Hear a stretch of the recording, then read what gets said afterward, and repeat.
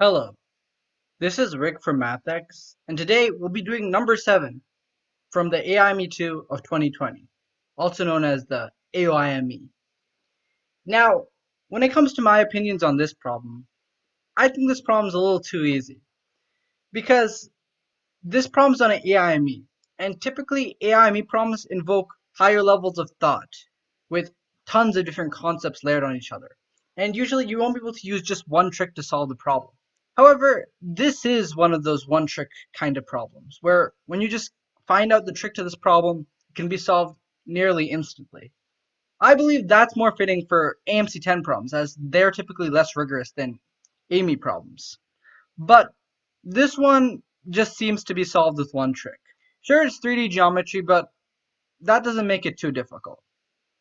Anyways, let's just get right into the problem so I can show you what I'm talking about. Two congruent right circular cones, each with a base radius of 3 and a height of 8, have axes of symmetry that intersect at right angles. At a point in the interior of the cones, a distance 3 from the base of each cone. A sphere with radius r lies within both cones. The maximum possible value of r squared is m over n, where m and n are relatively prime positive integers. Find mn. So this problem lays us down with a ton of information. We have two congruent right circular cones. It gives us the dimensions of these circular right cones that tell us that the axes of symmetry intersect at right angles, and a point in the interior is a distance 3 from the base of each cone. Then it tells us that a sphere is inscribed in both of these cones. And they're asking us to find out what's the maximum possible value for the radius of this sphere squared. So, since this is a geometry problem, we have to draw a diagram. The thing about drawing a diagram, though, is that it's really hard to draw 3D figures and be able to do math with that. So, in order to solve this problem, we're going to have to do what's known as a cross-section.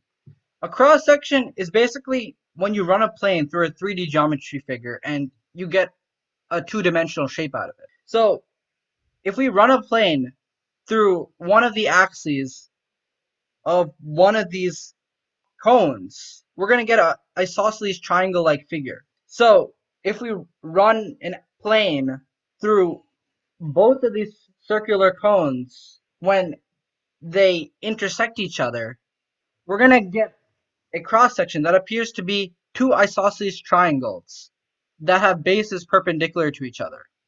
So let's just quickly draw that. So this is what the cross-section of these two cones would look like.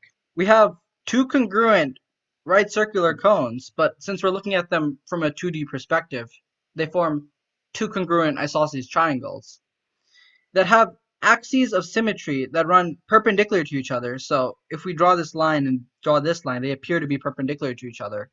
And they have a point in the interior of cone that is a distance of 3 from the base of each cone.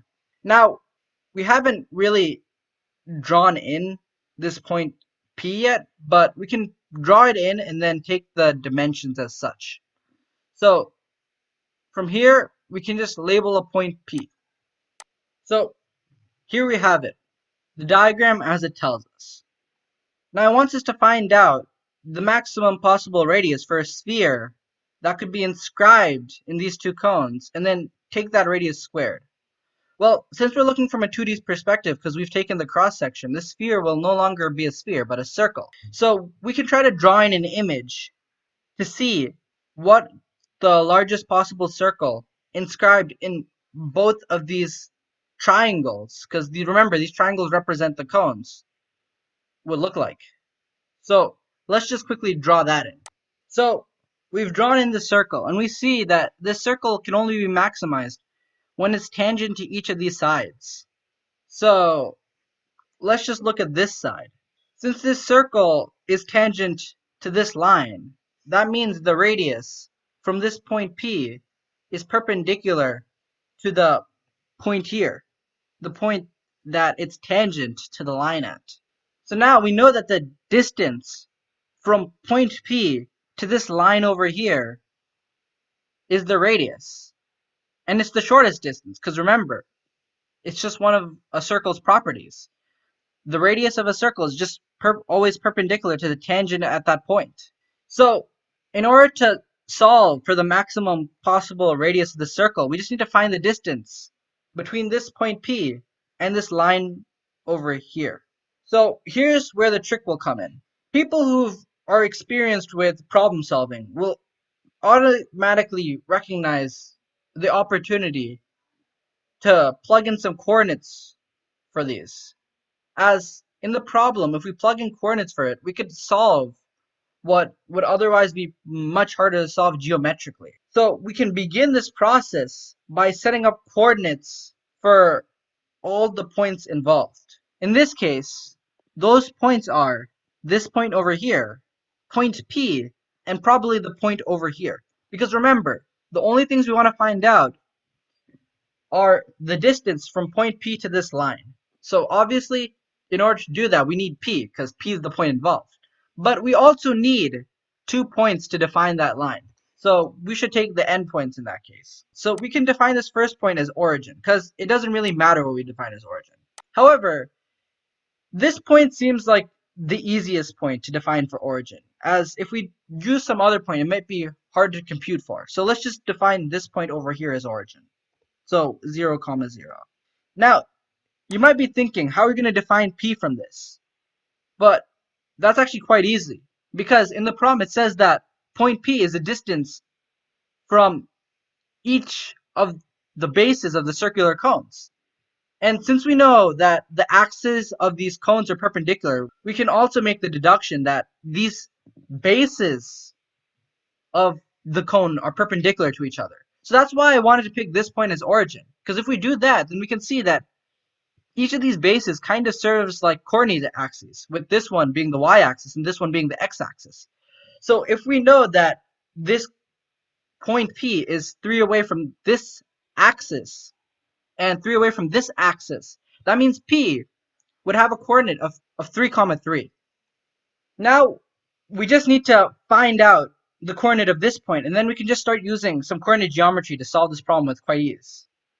To find the coordinate of this point, we just need to look back to some more information inside the problem. It says that the cone has a height of 8. So since the cone has a height of 8, the isosceles triangle cross-section would also have a height of 8. So that means this long distance from here to here would be 8. So we can write that in as our x-coordinate.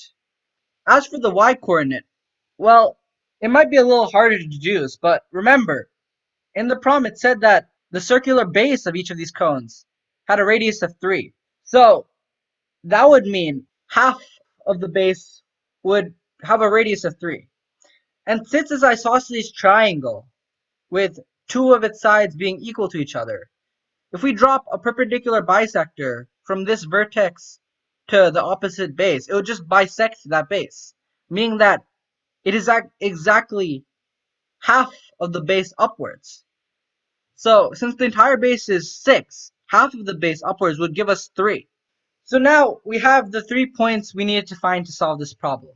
So now that we have all these 3 points, let's start using some coordinate geometry. First, we can write a line from this point 0, 0 to this point 8, 3 in slope-intercept form. Remember, slope-intercept form is the form in which a line is written as y equals to mx plus c, where m is the slope and c is the y-intercept. This time, though, there is no y-intercept, because this line would have gone through origin, or our point that we defined to be origin. So in this case, there'll be no c. It'll just be y equals to mx, where m is the slope. We can also calculate for slope very easily, because slope is simply rise over run. When this point moved 8 out, it also went 3 up. So it rised 3 and it ran 8. So the slope of this line would just be 3 over 8. So in slope-intercept form, the equation of this line is y equals to 3/8 x. Now, we have a line and we have a point. Those of you who are familiar with some more advanced coordinate geometry tricks will probably remember the formula to find the shortest distance between a point and a line. This formula is written out as the absolute value of ax plus by plus c divided by the square root of a square plus b square, where x and y are the coordinates of the point you're trying to find the distance from, and a, b, and c are the coefficients when the line that you're trying to find the distance from the point is written in standard form. So we found the equation of the line, but we haven't found it in standard form, which is ax plus b plus c. So in order to do that, we just need to multiply both sides by 8 to get 8y is equal to 3x, and then take the 8y to the other side, getting that 0 is equal to 3x minus 8y. So we see that in this case, our a coefficient will be 3, our b coefficient will be negative 8, and our c coefficient will be 0. So if we plug these values into this equation, we get that the distance between this point, 3, 3, and the line formed by 0, 0, and 8, 3, which we wrote in standard form to be 3x minus 8y, we just plug in these coefficients. So let's do that and then compute for the value. So if you plug in all our coefficients and the coordinates into this equation, you'll get 3 times 3 minus 8 times 3. Because remember, 3 and negative 8 are the values of a and b. And then x and y, well, the coordinates of those are 3, 3. So we get that this is our final equation. If you simplify this out, you're eventually going to get r is equal to 9 minus 24, which is negative 15, over root 9 plus 64, over root 73. So you would get negative 15 over root 73. Since this entire equation is in the square root sign, you just take the positive value, giving us that r is equal to 15 over root 73. That means if you square it to find what r square is, you're going to get r square is equal to 225 over 73. But we're not done with the problem yet, because they want us to add this numerator and denominator. So 225 plus 73 will give us a grand sum of 298, giving us the answer to this problem. So this problem is not as hard as it's supposed to be. With this AIME problem, we just took a cross-section and used a formula. Not that much work. Sure, coming up with the cross-section and remembering the formula may be a little more difficult than what we're used to, but we're still on an AIME test. And when it comes to the level of effort you have to put into solving this problem, it isn't that much. So this just shows a valuable lesson. Not all AIME problems are created equally. Sure, this was a number 7, but it was really quite easier than probably the number 2 or 3 on the test. Showing how, when it comes to AIME, you really have no idea what they're going to throw at you. So the best way to prep is just do math and make sure you do as much math as you possibly can on the test.